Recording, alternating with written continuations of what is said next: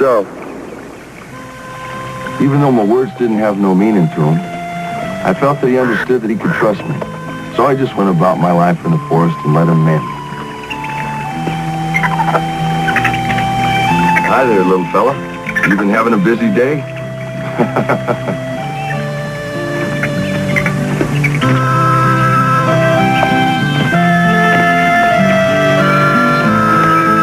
Let's just sit down this bell.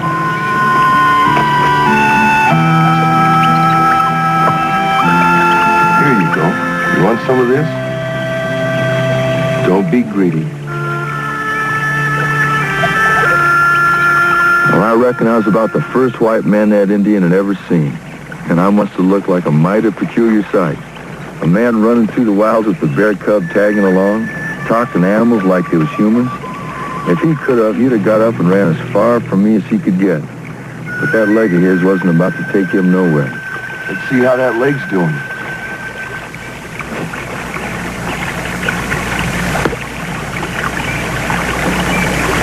The Indian mended slowly, and I knew it was going to take more than hardtack and water to get him on his feet again. So I set out to see if I could catch him a fish. Trying to grab one of them slippery fellas was like trying to latch on to lightning.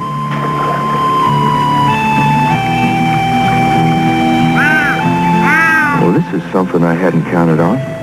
If I could sweet-talk that cat out of his supper, it would do that Indian a lot more good than me maybe catching a fish. Morning, cat. See, you got yourself some fresh food. Suppose I could talk you out of some of it? It's not for me, mind ya. It's for a sick friend. Don't get me wrong. I know you're a family man. You got youngins to feed. But if I could just have half, I wouldn't ask you if I didn't need it.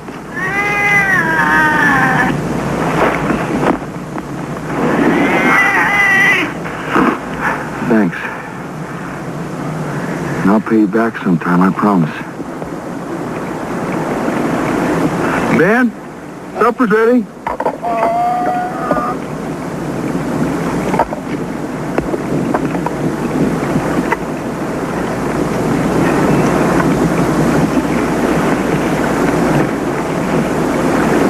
Here, you can use this. It's good for you.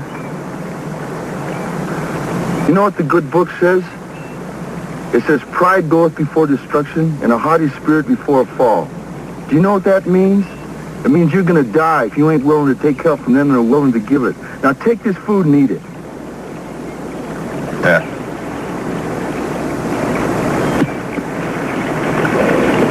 You know, I think I missed my calling. I should have been a preacher. Ben? Here.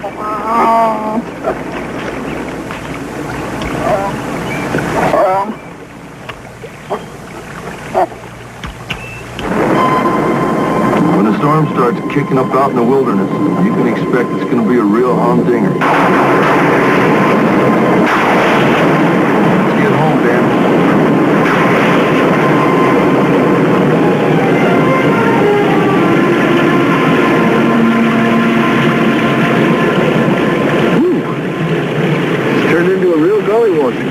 Nice cozy fire feels good right about now.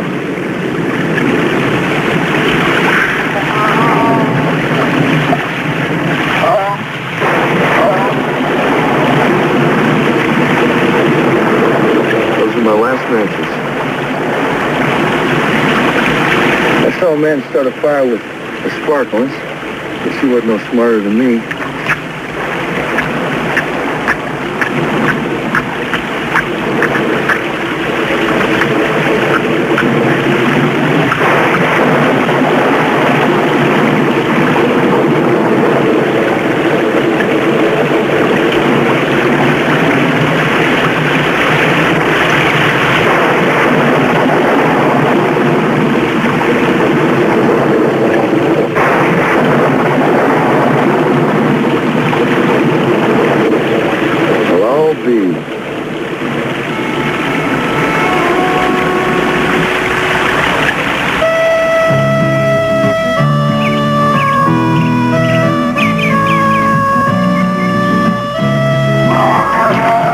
that storm, every little stream in the valley was running over.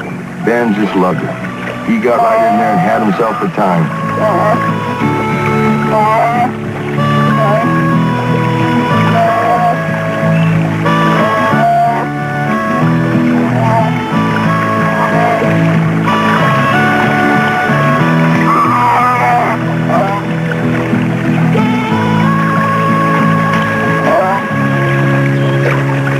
Well, I come from Alabama with a banjo on my knee. I'm going to Louisiana, my true love for to see. It rained all night the day I left. The weather, it was dry. The sun so hot, I froze to death. Susanna, don't you cry. 'Cause I come from Alabama with a banjo on my knee.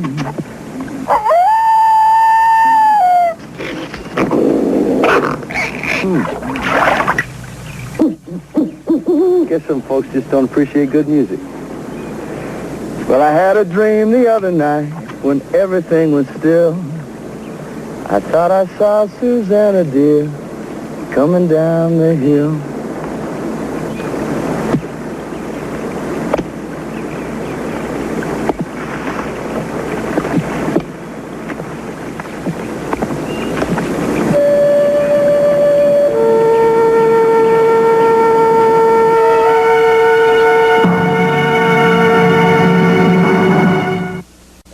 When I get to New Orleans, I will look up.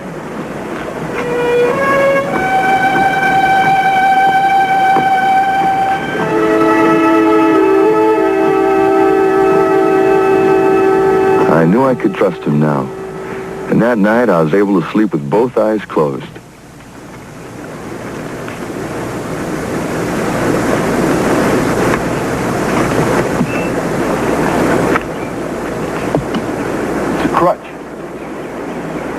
Crutch. Use it like this.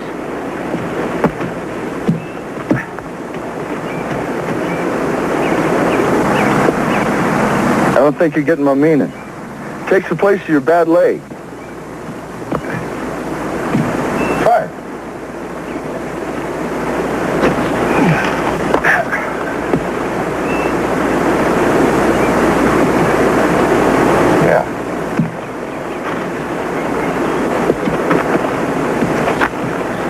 Good.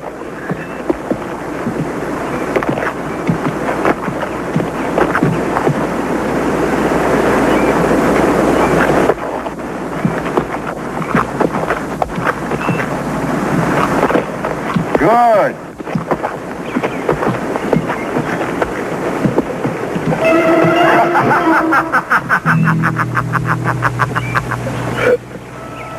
He was able to get around real good. Then he told me his name was Nakoma. Nakoma taught me how to make my lean-to watertight and how to make hide patches when my britches gave out. We built a smoke teepee, and he showed me the right hardwoods to use to smoke jerky. He showed me how to make my way through the forest, using the sun and the stars and even tree moss as guides. Nakoma taught me weather signs, tree signs, and animal tracks, and even how to catch fish without a hook.